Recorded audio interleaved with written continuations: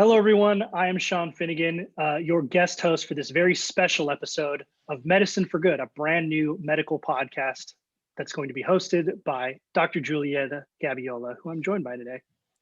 Hello. So we had a really interesting episode for this episode 0. It's going to be a brief and more concise episode that introduces you to Dr. Julieta Gabiola, who is my mom. And we thought, who better to kind of give you a sense of who she is than her son. I will be doing this once and once only. And when episode 1 releases, it will be hosted by Dr. Julieta Gabiola herself. So, Mom, are you ready to jump right into it? I am, and I'm so excited to have you interview me. This is really Thanks. great. Yeah, me too. I am also excited. So of course, being your son, I kind of already know you pretty well. So I've come up with some questions to kind of help the audience get to know you as well. And I think we just kind of talk through it and kind of give people a sense of what this show is going to be going forward and kind of who you are and what you're bringing to it. How's that sound? That sounds really good. Thank you. Cool. Cool. All right, great. So first off, tell everyone who you are. Um, as you know, my name is Julieta Gabiola. I'm a clinical professor of medicine at Stanford University. I teach and I practice medicine. Um, I do mentor students from high school, college, and medical students and medical residents. And I'm also the founder of ABCs for Global Health, a nonprofit organization with work in the Philippines serving the underserved and providing access to them, which is really vital to their health. I'm an educator, as I mentioned, a researcher, an author, and a humanitarian. Yes, you have a lot of titles. Let's jump right into that. So you mentioned you were a doctor. Obviously, you come from Stanford Medical, but something I thought that was really interesting was that you were initially a nurse. Can you tell me a little bit about what drove you to be a nurse and then kind of how you transitioned into becoming a doctor? That's interesting. Nursing was a path for me to get into medicine. So I'm one of 10 kids in the Philippines, and I grew up in a very very poor family. So the choice is to grow up poor or to do something for yourself. So I vowed not to be poor, and since high school, I always wanted to go to medical school, but my family could not afford it, and I managed to convince them to send me to nursing school, and I promised them that they will only pay for the first semester and then I could get a scholarship. And I did. So I finished nursing at Far Eastern University, a 5 year degree, bachelor's in nursing. And I finished top of my class. To maintain that scholarship, I had to work really hard to sustain that. And I finished it and went to the US. So I finished nursing at age 19. Of course, I went to college at age 14. Um, and proceeded to go to the United States and work in trauma at Temple University Hospital. Great, yeah. And then obviously you ended up at Stanford many years down the line after your career in medicine. But you mentioned coming from the Philippines. So, you're an immigrant. How many years have you been in the United States now? So I've been in the US now for at least 45 years. And And yeah, and how, sorry, go ahead. And I came out here barely speaking English, and I didn't really know what to expect. I remembered being shuttled from New York. There were 45 of us nurses.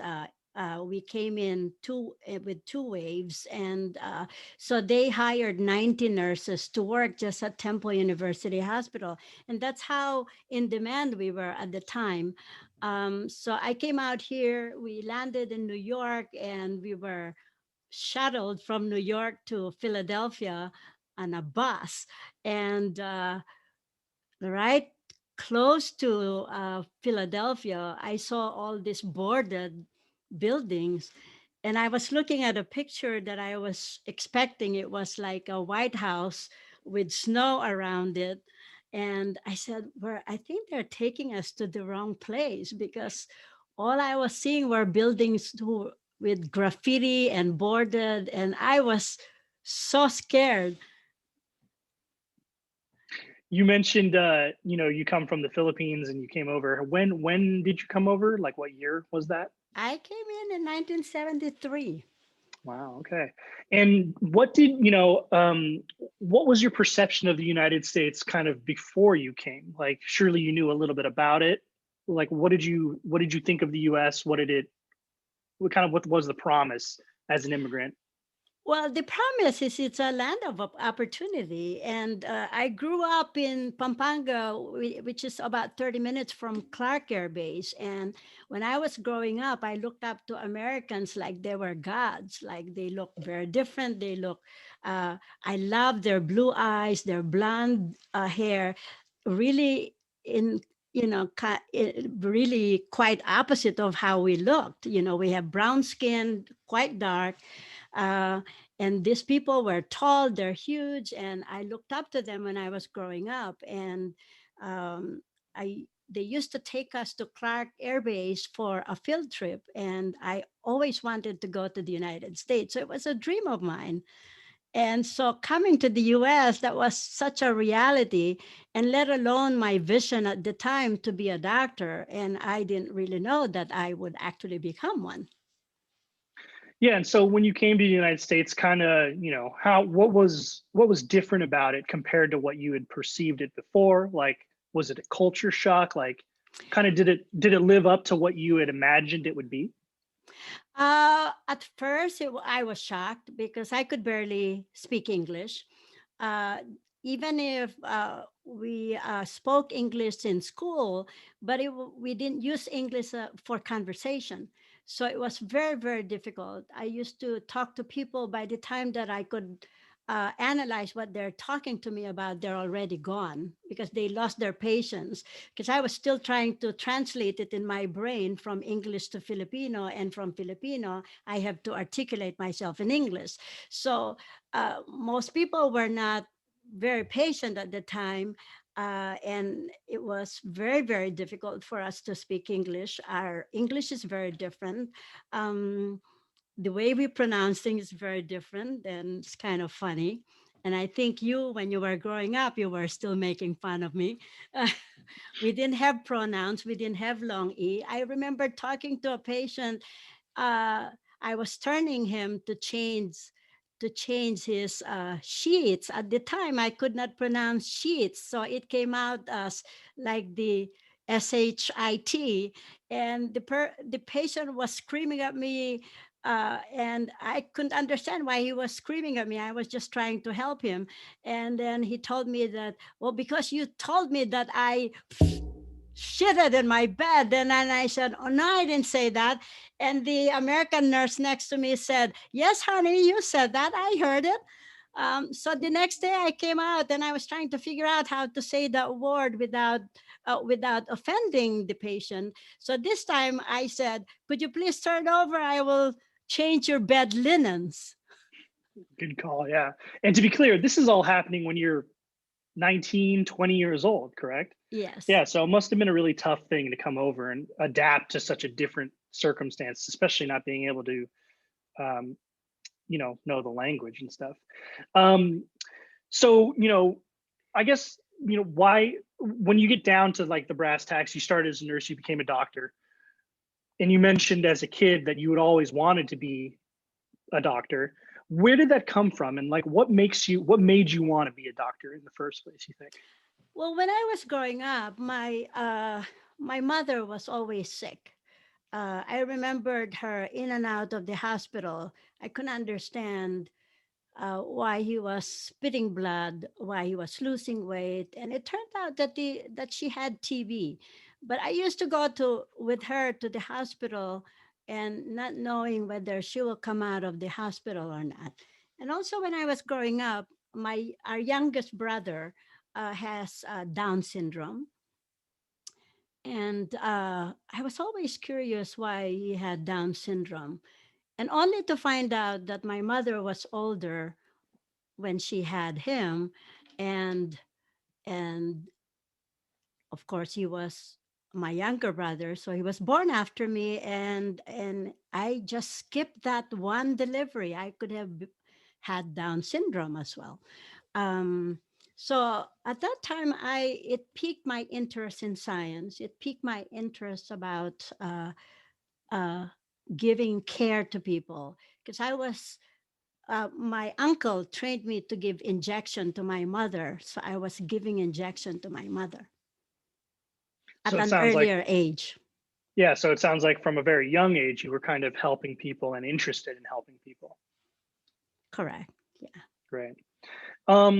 Well, that's awesome. So, now we come to what we're doing now, which is this podcast, right? Medicine for Good. So this is interesting to me because you told me, few months, maybe a year ago, that you wanted to start a podcast. And like I do, I kind of laughed because you can barely turn on your computer. How are you going to host a podcast?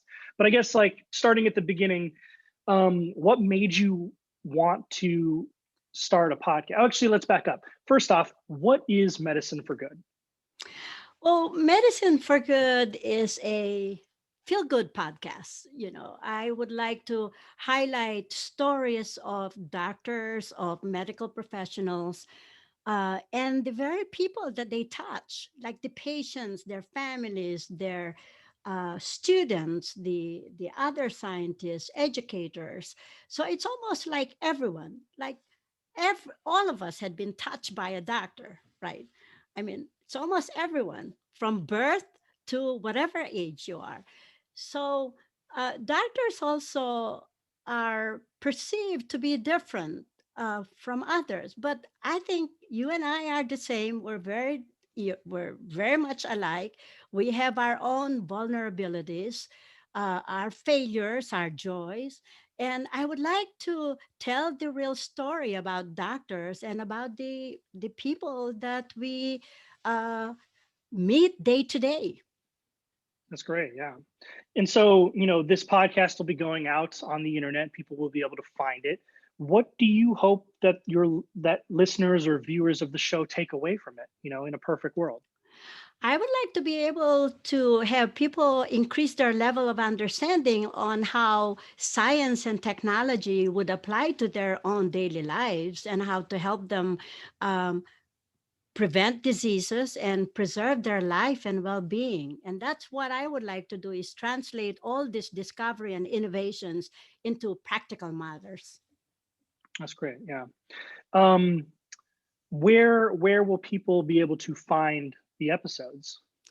Oh, once we get going on these episodes, it will be on like Spotify, iTunes, Google, and YouTube and other major platforms. I don't even know, but we have a team uh, who would put this together, edit it, and publish it. And that I don't really know what to do. I could, as you mentioned, I could hardly turn on my computer and try to figure out like what I need to do to do even a good interview and how the sound is going. So hopefully this will come out very well. I think it's going great. So basically, people will be able to find the episodes where you would mostly find other podcasts, podcast services, and as well as on YouTube. That's great. Um, okay, and then I guess just like the big question, like why now? You've done so much in your career. You were a doctor for 40 I mean, you still are a doctor, and you've been for 40 years. You have you're a philanthropist through the work that you do through your nonprofit non ABCs for Global Health, which provides you know medical services and healthcare and education to impoverished places in the Philippines. And now you're becoming a media producer, starting a podcast and stuff.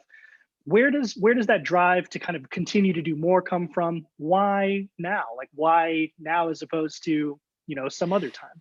Well, during the pandemic, I actually was able to have quiet time and basically uh, delete all this noise around me. And I had this vision that, we have to tell the story of doctors and nurses. Um, and and bring science close to people, to, as I mentioned, for like practical translation of innovations to their daily lives. And then I thought about it. And also, I'm a person who, as you know, you grew up with me. I always like to do something that's outside my level of comfort. And speaking, this technical stuff is really way, way outside my comfort. When I learn new things, I believe that that's preventing dementia. So if I learn new things, it's good for me. It challenges me. It gives me more energy and momentum. Um, Plus, as I mentioned, the vision of like translating medical discoveries into practical solution on what really truly matters. Great. Awesome. So we're getting towards the end here now. I would say, just to the audience out there who's listening, I think this is going to be a great podcast that you should really invest your time into and give a chance. You should follow my mom on Twitter. What is your Twitter handle, Mom? Dr. Jet. At Dr. Jet on Twitter. And you should also follow her nonprofit organization, which is at ABCs for Global Health. Both of those Twitter accounts will probably be the place where you can find updates about this show and all the other things my mom is doing. Is there anything you'd like to say to the audience to wrap up episode 0, the first but unofficial episode of this podcast? Please follow me. I would really learn from you, and you could dictate the evolution of this podcast. I'm so excited and yet very like so intimidated and overwhelmed by this, but I'm so excited. So please join me with my enthusiasm and connect with me. I would send you all those information as we go along. And Excellent. our show will be every Tuesday from 12:30 to 1 o'clock. It's a 30-minute podcast, and it will highlight people in the trenches of medicine. It will highlight true stories, real stories. And again, we will cover topics of interest to you. And we will start with COVID-19, obviously. Yeah, big topic right now that I think we could all use more information on, as well as, get back into that habit of listening to scientists about that. Well, thank you so much for your time, Mom / Dr. Julieta Gabiola. I've been Sean Finnegan. This has been the unofficial first episode of Medicine for Good, episode 0. This will be the last time you see me on the show. From here on out, it will be Dr. Julieta Gabiola as your main host. So please support her. Please support the show. Make sure you follow her on social media and tell all your friends about this podcast because it's going to be great. Thank you very much, everyone. Goodbye. Say bye. Goodbye. Thank you, Sean. And I love you. Love you too. Bye.